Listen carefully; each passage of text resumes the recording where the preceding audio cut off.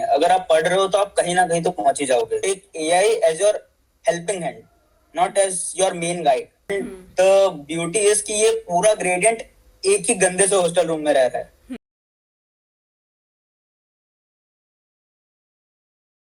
Hello everyone, I'm Shanali Mishra, first year ICT student, and welcome to another episode of NAP that is not a podcast. And today we have with us Om Mehta. Om Bhaiya, introduce yourself. Hello everyone, I am Om Mehta from Vadodara, Gujarat. I am currently pursuing electronics and communication in NIT Surat. And I am very much interested in the VLSI side of electronics, and I'm also interested in cameras and filmmaking. Yes. Okay, so before getting into that, we'll start with your JEE journey, how it was for you the whole 2 years, and how did you actually start? How did you decide that you'll prepare for JEE? Yes, so first of 10th में ऐसा सोचा नहीं था कि 11th 12th लूंगा.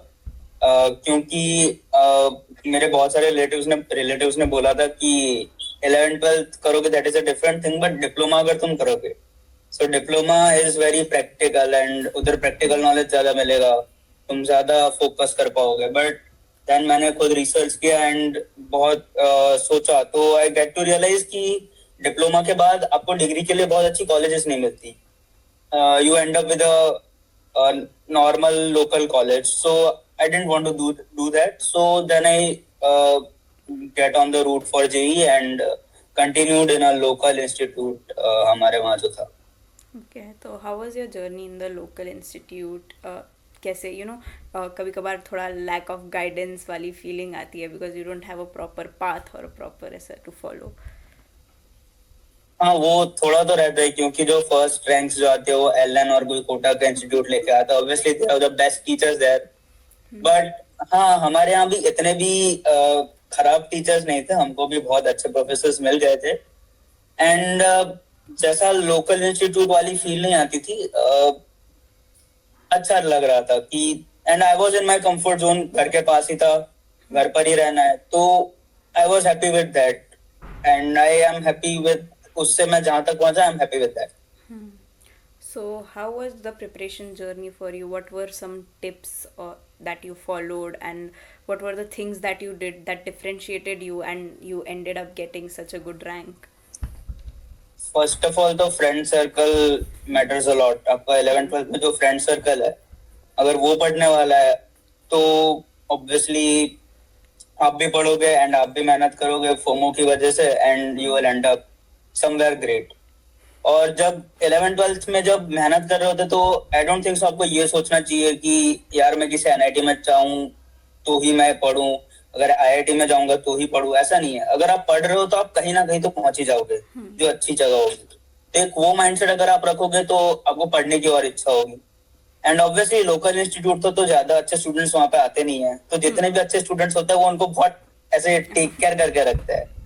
तो वो एक बेनिफिट मेरे को मिला था कि एक पर्सनल ग्रुप बनता है जहाँ पे सब ऐसे पढ़ने वाले होते हैं. फिर वहाँ पे टीचर्स वगैरह रोज रोज अपडेट लेते हैं आपसे कि आज कितना पढ़ा, आज कौन से चैप्टर्स कंप्लीट करे आपने. सो या वो एक बहुत बेनिफिशियल रहता है.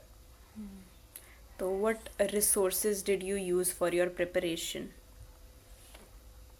हमारा जो इंस्टीट्यूट था उसकी मॉड्यूल्स थी, but they were very much boards oriented. जैसे मैंने बोला था कि हमारा इंस्टीट्यूट बोर्ड्स पे भी ज्यादा फोकस करता था, तो मॉड्यूल्स बहुत ही इजी लेवल पे होती थी. तो हमारे जो भी फैकल्टीज वगैरह वहाँ पे होते थे, उन्होंने बोल रखा था कि अगर आपको अच्छी रैंक चाहिए तो सिर्फ मॉड्यूल से कुछ नहीं होने वाला. आप कोई रेफरेंस बुक जो है, डीसी पांडे हो गई, संगीत वगैरह हो गई, वो सब थोड़ा थोड़ा करते रहो तो बेटर रहेगा. तो वो करते गए. बट फिर मेंस वालों ने हमारे टाइम पे पूरा लेवल ही गिरा दिया, तो वो उतना काम नहीं आया. सो मॉड्यूल्स भी इनफ ही थी उस टाइम के लिए. तो स्टिल जैसे पता तो था नहीं कि ऐसा शॉकर मिलेगा जी के समय, तो उसके पहले भी आपने बुक्स वगैरह रेफर की होगी, काफ़ी क्वेश्चंस लगाए होंगे. तो कभी ऐसा लगा कि बहुत डिस्ट्रीब्यूटेड अप्रोच है कि मतलब एक कोई प्रॉपर रिसोर्स नहीं है और अलग अलग रिसोर्स से सॉल्व कर रहे हैं, थोड़ा स्कैटर्ड फील हुआ? नहीं, रिसोर्स तो मैंने एक ही पकड़ लिया था कि जैसे फिजिक्स के लिए मैंने डीसी पांडे पकड़ ली थी फॉर मेंस. देन मैथ्स के लिए सिंगल्स पकड़ ली थी, एंड केमिस्ट्री वैसे मेरे को उतना पसंद था नहीं, बट फिर भी एनावस थी और वो सब पकड़ लिया था. सो अगर मेरे पास एक ही बुक है तो मैं उस एक बुक को ही अच्छे से करूंगा. आई वोंट बी लाइक मैं एक सब्जेक्ट की 10 बुक लिख के 10 बुक में से थोड़ा थोड़ा पढ़ूंगा. एक बुक में से ही सब कुछ पढ़ूंगा, सो स्ट्रीमलाइन रहे थोड़ा. फिर जब एडवांस आया तो मेरे को फिजिक्स पसंद था, तो मैंने डीसी पांडे को स्क्रैप करके फिर फिजिक्स गैलेक्सी ले ली, एंड बाकी सब तो सेम ही रहा फिर. अच्छा, तो how did you deal with chemistry since you said कि वो आपको पसंद नहीं था, तो did it effect your result? Obviously, the fact that I am in NIT Surat is because of chemistry only. क्योंकि मेरा जब रिजल्ट आया उसमें सब्जेक्ट वाइज परसेंटाइल भी आता है, right? So maths was 99 percentile, physics was 99 percentile, maths was 98.9 percentile and chemistry was 92 percentile. So इस drop की वजह से बहुत ही वो इशू हुआ. एंड इवन एडवांस में भी मेरे पेपर 1 में केमिस्ट्री में 2 मार्क थे.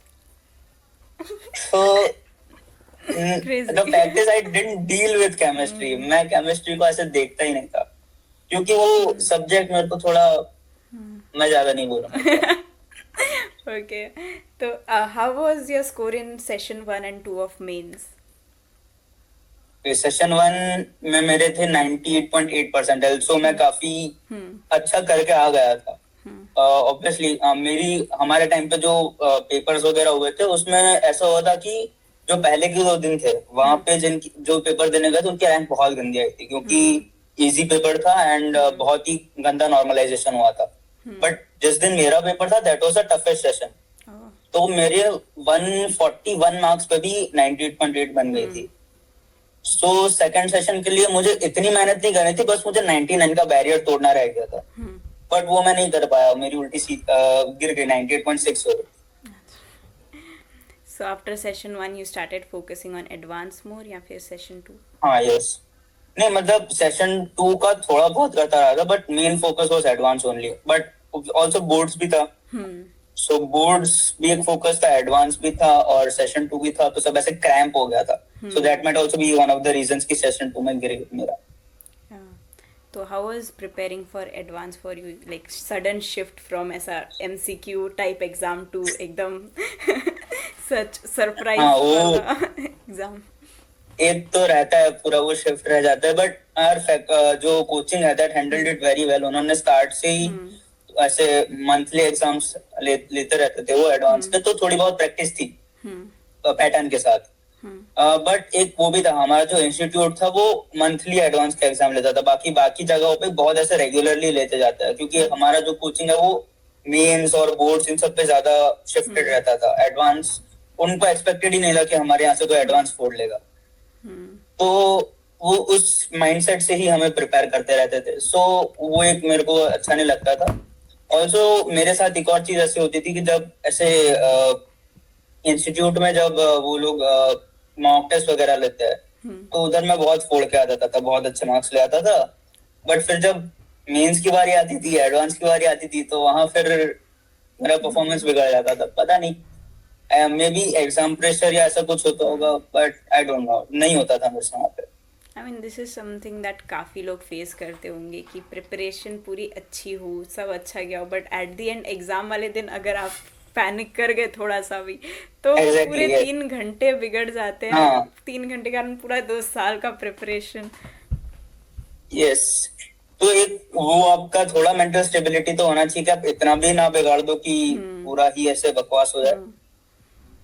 थोड़ा तो काम रहना पड़ेगा, वरना JEE is one of the exams की आपको बहुत ही काम रह के जो भी पेपर आ रहा है क्वेश्चन को एनालाइज करना है.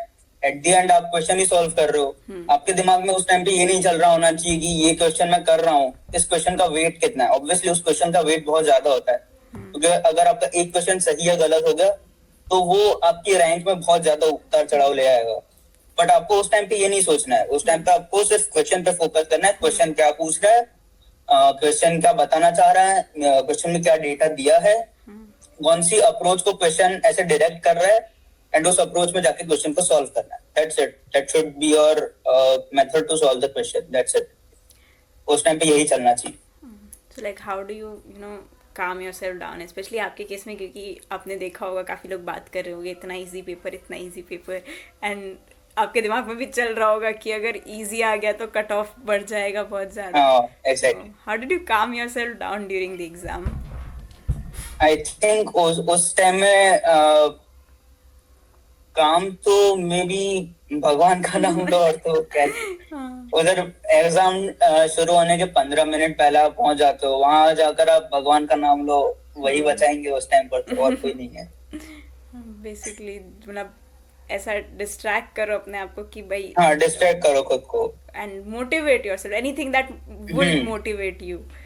हाँ दैट विल आपके दिमाग से वो निकाल देगा कि मैं जेई दे रहा हूँ, आपको ये नहीं रखना, मैं बस क्वेश्चन सॉल्व कर रहा हूँ, I am enjoying the subject, that's it. Except when it's chemistry in your case. Except when it's chemistry, I can't enjoy a chemistry. Okay. What other entrance exams did you give apart from JEE? VIT का दिया था मैंने और मणिपाल का दिया था, but obviously जे वो session 1 के बाद होता है, तो सेशन 1 जब मेरा अच्छा चला गया था तो उनसे उतना ध्यान नहीं दिया था. So, if you could go back to your JEE journey and if you could change one thing जो आपको लगा कि नहीं होनी चाहिए, what would it be? नहीं, I won't change a thing. I'm happy where I am.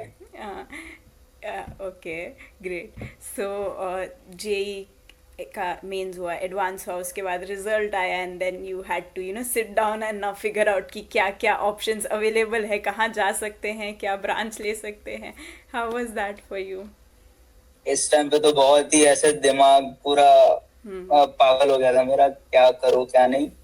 Obviously mummy papa ने बहुत सपोर्ट किया उस टाइम पे, जितने भी हमारे कॉन्टेक्ट्स है उन सबको बहुत अच्छे से यूज किया. लाइक हमारे सोसाइटी में ऑलरेडी एनआईटी सूरत के 2 पास आउट रह चुके थे, तो उनसे जाके बात करी कि ये कॉलेज कैसे, क्योंकि 98.85% रैंक मेरी जब आई 18,000, so that much was sure कि जब लास्ट ईयर के कट ऑफ्स देखे तो पता चला कि वेरी फीजिबल कॉलेजेस एनआईटी सूरत ओनली.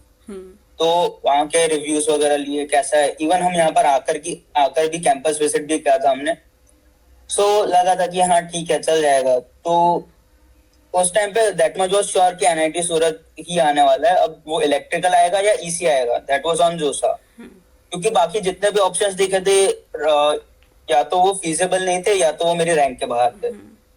सो या दैट वाज, क्योंकि चाहता था मैं एनआईटी पटना सीएस जा सकता था, but Patna is I don't want to go there. Also मेरा अगरतला सीएस लग जाता, बट ऑब्वियसली अगरतला मणिपुर, वहां पर भी जाने का कोई सेंस नहीं बनता. तो बचा एनआईटी सूरत ही था, क्योंकि साउथ वाले कॉलेजेस का जो कट ऑफ बहुत ऊपर जाता है. सो या this was the only option for me. Okay. So, how did you end up as a choosing ECE? Like, was it a choice, or what was your first choice for branch? जोसा chose it for me. Okay.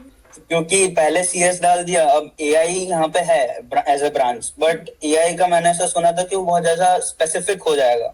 Although ऐसा कुछ नहीं होता, but उस time पे ऐसा लोग बोल रहे थे कि वो बहुत ज्यादा स्पेसिफिक ब्रांच है, तो वो नहीं रखी थी मैंने. फिर सीएस के बाद ईसी रखा था एंड देन इलेक्ट्रिकल. तो मेरा पूरा जोसा के टाइम पे इलेक्ट्रिकल था, देन सीसब में ईसी हो गया.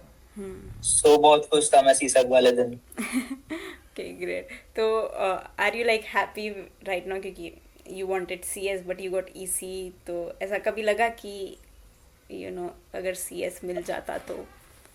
नहीं, क्योंकि after I entered the college I reviewed the syllabus, and जैसे धीरे धीरे इलेक्ट्रॉनिक्स स्टार्ट हुआ ना, फिर उसका नशा शुरू होता है इलेक्ट्रॉनिक्स का.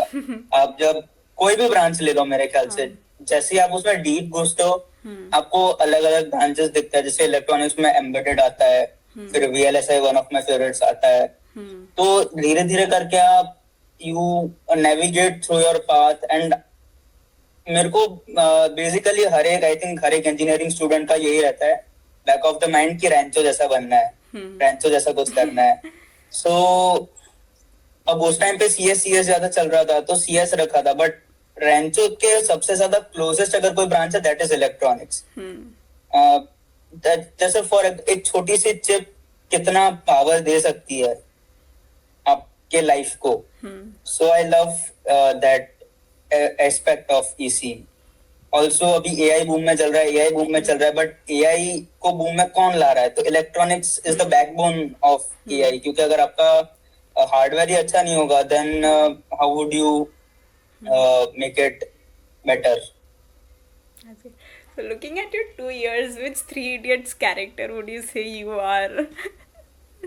आई थिंक रैंचो और फरहान का थोड़ा मिक्सचर कर दो तो। अब्बा नहीं मानेंगे। यस। हाँ नहीं, अब अब्बा तो मान जाएंगे, बट मुझे जाना नहीं है कैमरा फोटोग्राफी वीडियोग्राफी वाली साइड, क्योंकि at core I want to be an engineer and that's my goal. Okay. So उसे छोड़ना नहीं है। हम्म। फोटोग्राफी पसंद है, बट वो एज अ हॉबी ही रखना है मुझे, उसको करियर नहीं बनाना। So how is it like pursuing your hobbies along with college and everything? College में इवेंट्स आते हैं, क्लब्स वगैरह है, हम्म। तो वहां पे फोटोग्राफी तो बहुत अच्छे से हो जाती है। हम्म। फिर जो हमारे सीनियर्स होते हैं उनके काफी अच्छे कॉन्टेक्ट्स होते हैं मार्केट में, तो कई बार वो भी ऐसे उनको भी कोई बुलाता है कि ऐसे फोटोग्राफी के लिए आना है, तो हमको लेके जाता है, पैसे भी मिल जाते हैं थोड़े बहुत। तो वैसे हॉबी वगैरह हो जाती है, एंड एज इलेक्ट्रॉनिक्स एकेडमिक्स तो है ही, तो वहां भी मेंटेन करना पड़ता है। तो जब एग्जाम आती है उसके 1-2 वीक पहले क्रंच करके एग्जाम पढ़ लेते हैं, बाकी एंजॉय करते हैं। So true.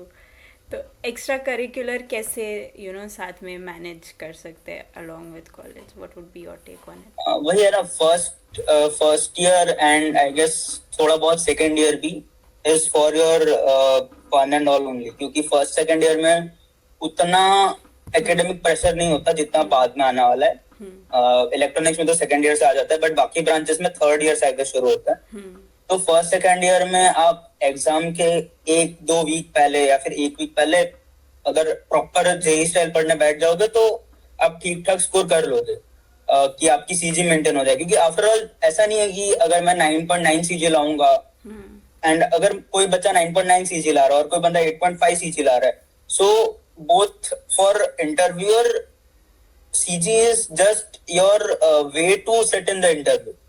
क्योंकि इंटरव्यूअर जो है वो ऐसे सीजी का वो रख देता है बैरियर कि 8.5 के ऊपर जो है वही बैठ पाएगा। अब अगर मैं 8.6 लाया हूँ तो भी मैं इंटरव्यू में बैठ पाऊंगा, मैं 9.10 लाया हूँ तो भी इंटरव्यू में बैठ पाऊंगा। After sitting in interview it's all skill that matters. उसके बाद सीजी बहुत रेयरली मैटर करती है।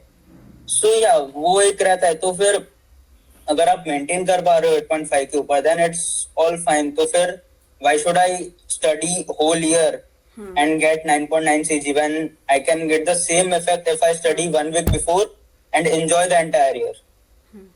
So that's the fact that, जो जिससे आप पूरा मैनेज कर पाओगे। शेड्यूल तो रखना ही पड़ता है, तभी आप अच्छे से कर पाओगे मैनेज।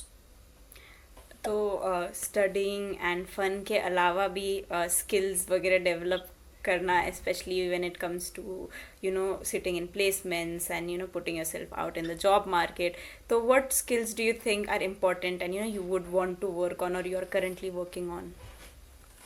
ओके, फर्स्ट ईयर में तो उतना स्किल्स पे ज्यादा फोकस नहीं करा था, इधर इट वाज एकेडमिक्स और it was fun and all. Second year में आके लगा कि यार कुछ करना पड़ेगा, क्योंकि मेरा जो फ्रेंड सर्कल था वो किसी का रिसर्च पेपर निकल गया है, कोई ड्रोन बना रहा है, कोई कुछ और कर रहा है। तो एक वो रहता है कि कुछ करना पड़ेगा। So obviously I reached out to my professor कि सर क्या करना चाहिए, कैसा करना चाहिए, and obviously I was interested in hardware accelerators and all. तो he posted me to Verilog and ऐसे जो इंडस्ट्री ग्रेड स्किल्स होती है इलेक्ट्रॉनिक्स के लिए, विच इज वेरीलॉग हो गया, फिर वेरिफिकेशन वगैरह हो गया, सिस्टम वेरीलॉग, सिस्टम सी, जो कि थोड़ा कंप्यूटर ओरिएंटेड भी है and it's not all hardware कि आप बैठ के हार्डवेयर ही करे जा रहे हो, नहीं, it's much more of software plus hardware. तो वो एस्पेक्ट मेरे को काफी अच्छा लगता था, तो उसी पे मैंने फोकस करके प्रोफेसर से प्रोजेक्ट्स वगैरह लिए and I am currently working on that project. Okay, that's great. तो first of all I definitely get when you said कि कंपनी बहुत ज़्यादा इंपॉर्टेंट होती है, because when you see your friends doing that, I mean of course एक वो पहले feeling आती है ऑफ सेल्फ, वो एस्टीम थोड़ा कम हो जाता है कि ये लोग इतना कर रहे हैं, मैं क्या करूँ, but then also you get that motivation कि यू शुड। एंड हाँ, Also, अगर आपका फ्रेंड सर्कल अच्छा है so you will get motivated to do good things, तो इसलिए वो बहुत अच्छा होना चाहिए। Plus you get to discuss like with तुम्हारे पियर्स के हम्म। साथ ही तुम ऐसे बात कर सकते हो about your interest and you will get to know yes. Few things that you would have never heard of उनसे, दे वुड हाँ, learn something from you. Exactly, ये चीज बहुत होती है कि लाइक ऐसे जब मैं मेरे दोस्तों से बात कर रहा होता हूँ जो मेरे से उस एस्पेक्ट में बहुत ऊपर लेवल पे है, फॉर एग्जाम्पल एक बंदा एआई में बहुत आगे जा चुका है, सो he would say some things to me, फिर I would question back, he would explain properly, so I get to know some things जो मुझे काम आएगी मेरे प्रोजेक्ट में। फिर ये चीज जब मैं मेरे दूसरे दोस्तों से बात करता हूँ तो उनका तो ऐसे दिमाग खराब हो जाता है कि ये तो क्या ही बोल दिया तूने। तो ये एक चीज बहुत होती है, एंड ऑब्वियसली उनसे सीखने का तरीका भी मेरे को मिला कि हाउ टू लर्न समथिंग, कि रिसर्च पेपर्स को पढ़ो, फिर रिसर्च पेपर्स में ना समझ आए तो यू गो टू एआई। ऐसा नहीं है कि आजकल ये बहुत हो गया है कि मैं मेरे दूसरे दोस्तों को देखता हूँ, कुछ सर्टेन दोस्तों को, कि वो क्या करते हैं, अच्छा ये चीज पढ़नी है चलो मैं जेमिनी में डाल देता हूँ, जेमिनी जितना बोलेगा वो मैंने पढ़ लिया, दैट्स इट, हो गया मेरा। ऐसा नहीं होता, आप रिसर्च पेपर्स पढ़ोगे, उस प्रॉपर उस सब्जेक्ट को इन डेप्थ से जाओगे, देन अगर आपको कुछ समझ नहीं आता then you take AI as your helping hand, not as your main guide. So ये एक चीज रहती है। Okay, so when you are going into something like a project or a research paper or whatever, तो दो चीज़ें होती है. First of all, you have to start by picking your interest कि कहाँ आपका interest actually lie करता है, and वो भी एक बहुत difficult चीज़ होती है काफ़ी लोगों के लिए, because you don't even know, like I mean yes, picking a domain is okay, but what कितने domains exist करते हैं, हाँ, and you कितना don't even डोमेन know चाहिए। कि उसमें है क्या. तो वो है कि and sometimes you don't have enough time to explore all of that, right? So how do you deal with that? Yes, इसमें तो ऐसा है कि लाइक आई ऑलवेज बाय वो मेथड ऑफ एलिमिनेशन, कि मान लो एआई है तो एआई इज मोर ऑफ कि आप सिर्फ कंप्यूटर के बैठ के टाइप कर रहे हो, ऑब्वियसली उसमें हार्डवेयर इंक्लूडेड होता है, but much more of software side, तो मुझे सॉफ्टवेयर तो पूरा करना नहीं था, तो वहां से वो एलिमिनेट हो गया। फिर एम्बेडेड तो it is very much hardware, तो वो भी एलिमिनेट हो गया। तो सॉफ्टवेयर और हार्डवेयर का एक अच्छा सा मिक्सचर मेरे को मिल रहा था ये वीएलएसआई के डोमेन में, so I started doing that, and options explore करने के लिए ऑब्वियसली इधर अगेन कंपनी आपकी आती है कि आपके कितने दोस्त है। मेरे जितने भी दोस्त है they are in very diverse locations, कोई एआई कर रहा है, कोई एम्बेडेड कर रहा है, कोई मैनेजमेंट कर रहा है, तो उन सब से बात करके पता चलता है कि अच्छा इसमें ऐसा होता है, इसमें ऐसा होता है, नहीं I am much more interested in this, I would do this. तो एक ये भी चीज है, एंड ऑब्वियसली जैसे आप रिसर्च पेपर्स पढ़ोगे तो वहां पे यू गेट अपडेटेड, एंड वो एक चीज आपको हेल्प करती है। जब आप बुक्स पढ़ते हो, फिर मैगजीन्स पढ़ते हो, तो वहां से आपको आइडियाज मिलता है कि अपनी मार्केट में क्या चल रहा है and what should you pursue. Obviously आप प्रोफेसर्स को भी पूछ सकते हो जो अपडेटेड रहते हो, तो कुछ प्रोफेसर्स ऐसे होते हैं जो बहुत पहले पढ़ लिया, बस वही पढ़ लिया, बहुत हो गया। ऐसे प्रोफेसर से अच्छा है कि कोई ऐसे प्रोफेसर से पूछो जो करंटली अपडेटेड है, थोड़े यंग है। You can go to Reddit वगैरह also to get to know what is going on and explore that. I mean, yes, एक बार आपका इंटरेस्ट फिगर आउट हो गया तो द सेकेंड थिंग इज कि उसके बारे में कैसा, what direction you should get into, क्या रोड मैप Yes. रहेगा, and for that of course seniors होते हैं, प्रोफेसर्स होते हैं, रेडिट पे लोग Exactly. होते हैं काफ़ी हाँ। ज़्यादा। वो तो ये भी बहुत इम्पोर्टेंट होता है कि जाके टू मेक मोस्ट, क्योंकि भले ही आप कोई भी कॉलेज में हो, गवर्नमेंट हो, प्राइवेट हो, there will be people, you will end up finding people जो उस Exactly. डोमेन में ऑलरेडी रहेंगे, जो आपको बहुत हेल्प हाँ। कर सकते हैं. तो it is very important to make the most of whatever is there, right? Yes, exactly. Any advice on that matter when it comes to utilizing whatever is available to you? Meeting people, कुछ लोग होते हैं जो room में बैठे रहते हैं, कुछ नहीं करते। अब अगर मैं बाहर ही नहीं निकलूंगा मुझे पता ही नहीं चलेगा कि मेरे आसपास कौन लोग हैं, किसको क्या पता है। अगर मैं सबसे मिलूंगा, सबसे बात करूंगा, then I would get to know कि अच्छा ये कर रहा है, ये वो कर रहा है, सो दैट हेल्प्स। तो get socializing, college is for socializing. उससे एक और सॉफ्ट स्किल भी डेवलप होती है, that is of socializing. That's true, that's true. So after college, let's get to the fun part about hostels and life at SVNIT in hostels. How has that been for you? Hostels, okay. Very important topic of college students life, कि hostels कैसे है, campus life कैसी है. So hostels obviously year after year change होते रहेंगे. So एक साल आप कहाँ पे हो, that matters to you a lot. तो जो हमारा पहला हॉस्टल था, जो गज्जर भवन का नाम है उसका, so वो अच्छा था, आई वुड से. उस टाइम पे हमें बहुत गंदा लगता था कि ये कहाँ आ गए, कैसा हो गया, ये छोटा सा रूम है, वहां पे रहना है. तो पहला रूममेट वाज बहुत अच्छा रूममेट था मेरा, आई वुड से, कि उसे कोई इशू नहीं था मेरे से. मैं जो करूँ वो करने देता था. मेरे को लाइट चालू रखनी है, ठीक है भाई लाइट चालू रख दे. पंखा चालू रखना है, हाँ भाई पंखा चालू रख दे. तेरे दोस्त आ रहे हैं, हाँ भाई ठीक है दोस्त आने दे, कोई नहीं है. तो बहुत ही अच्छा रूममेट था मेरा, आई वुड से, कि मेरे दूसरे दोस्तों के रूममेट्स ऐसे मैं सुनता था कि भाई ये बहुत परेशान कर रहा है, ये कर रहा है, वो कर रहा है. तो ऐसे उस मामले में मेरा roommate was very good, very great. तो अगर आपका रूममेट अच्छा है तो आपकी आधी लाइफ तो वहीं पे सॉर्ट हो गई. फिर अगर आप जाके सोशलाइज कर रहे हो, आप दोस्त बना रहे हो, आप दोस्तों के रूम में जाके बैठ रहे हो, पूरा ग्रुप मिलके एक रूम में बैठ के बस बातें कर रहा है, टाइम पास कर रहा है, सो उससे अच्छा कुछ हो ही नहीं सकता. सो उस एस्पेक्ट में मेरे को हॉस्टल्स बहुत पसंद आता है. इवन राइट नाउ हमारा रूम और छोटा हो गया है, बट स्टिल जब ऐसे दोस्त वगैरह रूम में आके बैठते हैं, बातें करते हैं, तो वो चीज हम भूल जाते हैं कि रूम बहुत छोटा है, रूम में जाले हो रखे हैं, रूम गंदा हो रखा है, पंखा नहीं चल रहा है ढंग से. ये सब भूल जाता है जब दोस्त आके बैठा है, जब मस्ती कर रहे होते हैं तब. तो ये बहुत मेरे को अच्छी चीज लगी कि again company matters a lot. मेरी पूरी लाइफ कंपनी पर ही बेस्ड है, आई गेस. तो उससे सर्वाइवल इजी हो जाता है. Very true. I am also very grateful. मेरी भी roommate is she is amazing. Definitely appreciation for roommate. Okay. So what is like the fee structure of SVNIT? Fee structure, okay. So I guess tuition fees 62,000 something रहती है. Hostel fees जो रहने की होती है that is 30,000 I guess per year. And जो आपकी mess fees रहती है that is per semester and that is of I guess 20,000 something. But कुल मिला के 1 semester is of 1 lakh rupees. आपका रहने का, खाने का एंड ट्यूशन फीस सब हो जाता है. सो 1 lakh पर सेमेस्टर आपको साइड में रखना है. बट इसमें एक और कैच आता है कि अगर आपका मैथ्स खराब है कि आप बिल्कुल खा ही नहीं सकते वो मैथ्स में, तो खाने का खर्चा थोड़ा अलग ऐड हो जाता है.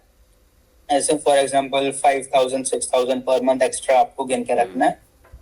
वो शायद आपका अगर अच्छी जगह पे खाना है तो. So how are the rules of college hostel वगैरह? Are they lenient or is it strict? First year में बिल्कुल लीनियंट नहीं रहता, क्योंकि रैगिंग वगैरह का पहले इशू हो चुका था, तो वहां से इमेज थोड़ी बिगड़ी थी इन लोगों की. अभी आई गेस करंटली भी रेडिट पे कुछ आया था, एसवीएनआईटी में बेल्ट वगैरह पड़े थे. सो ऐसे फ्रेम हुआ था कि वो सीनियर ने जूनियर को मारा, but actually batchmates he birthday celebrate कर रहे थे.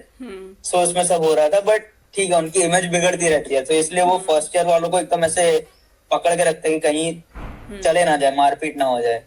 सो वो चीज रहती है. तो इसकी वजह से उन्होंने स्टार्टिंग में 7:30 का एंड टाइम लगा रखा था पूरा फर्स्ट सेमेस्टर. तो फर्स्ट सेमेस्टर में हम 7:30 के बाद हॉस्टल के बाहर नहीं रख सकते पैर. 7:30 तक हमें हॉस्टल में जाना है, हमारी प्रॉपर अटेंडेंस होगी, प्रेजेंट है या नहीं. उसके बाद हॉस्टल के गेट बंद है. Even though there are some back gates जो मैं यूज नहीं करता था. पक्का नहीं मैं नहीं करता था.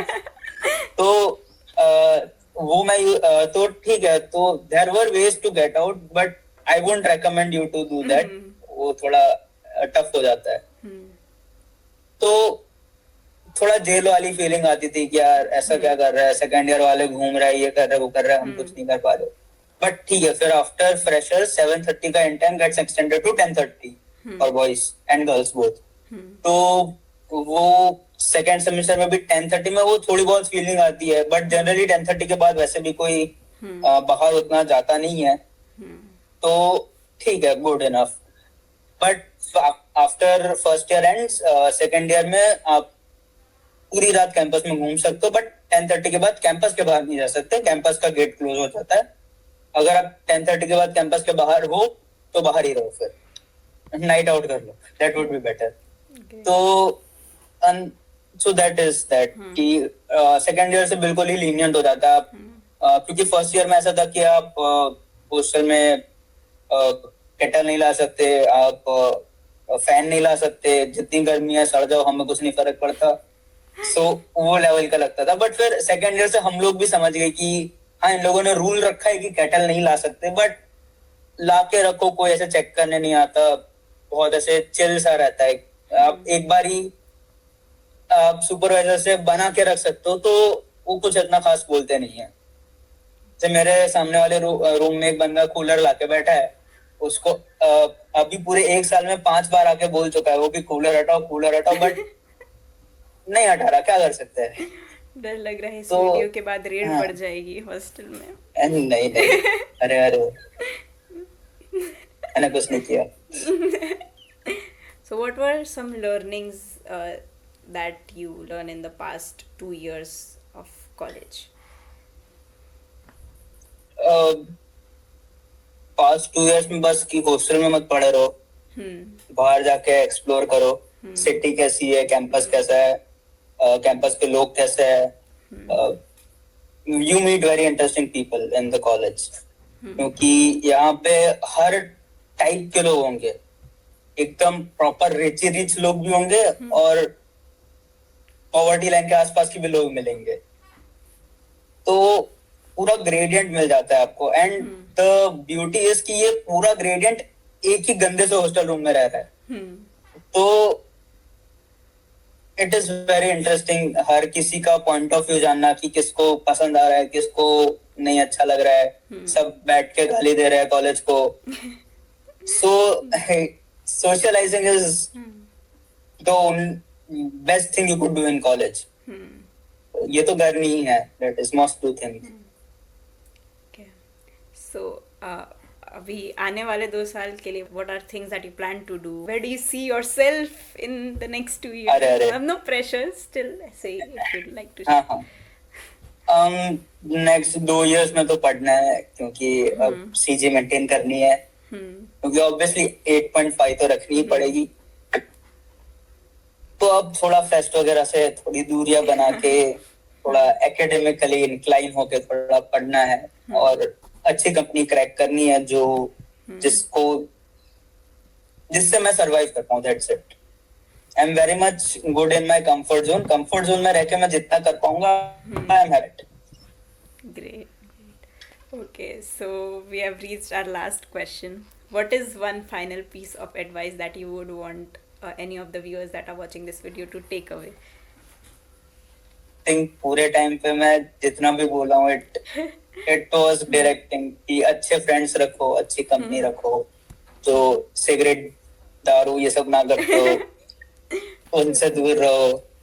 फिर पढ़ने वालों के साथ रहो जिनका एक्चुअली में लाइफ में कुछ गोल है, नॉट दैट कि सिर्फ पढ़े ही जा रहा है, जिनका प्रॉपर लाइफ में गोल है कि उनके साथ रहो, उनके साथ बात करो। You would get to learn from them, you would share your learnings with them. So make good friends is the only crux of my life, I would say. That's so true. Like कुछ लोगों के साथ you actually feel कि you know उनके साथ वो conversation करना and you feel like कि हाँ भाई ये इंसान genuinely सोचता है उस direction में. Yes. So that makes you think in that direction as well. So.